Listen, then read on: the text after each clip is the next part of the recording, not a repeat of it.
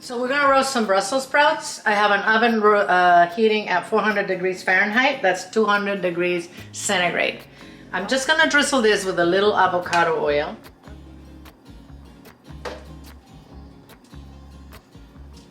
Some salt. And some pepper. Obviously, as you can see, I halved these and trimmed them.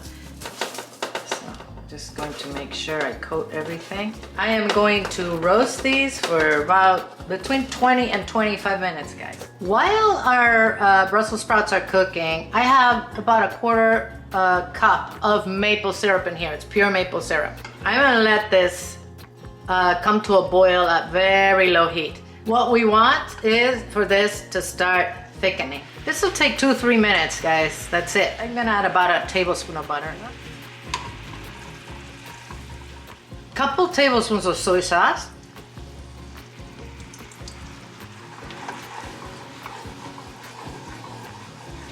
And I'm gonna add about a tablespoon of heavy cream.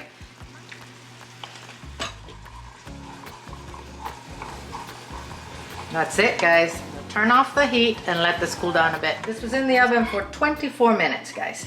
I do want to tell you that the inspiration for this recipe came from the last Bon Apetit magazine. I changed some things, but yeah, I said I gotta try this out. So that's why I'm making this. Make sure that you look at the playlist that I'm putting here on recommended links for everything Thanksgiving, guys. So now we're gonna drizzle this with some of this caramel. And I did taste that caramel and it is very good. I'm gonna sprinkle some sesame seeds on this.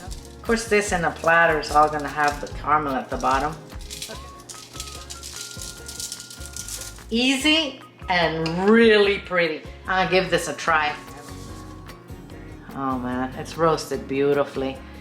That is very nice. You got the salt and the sweet.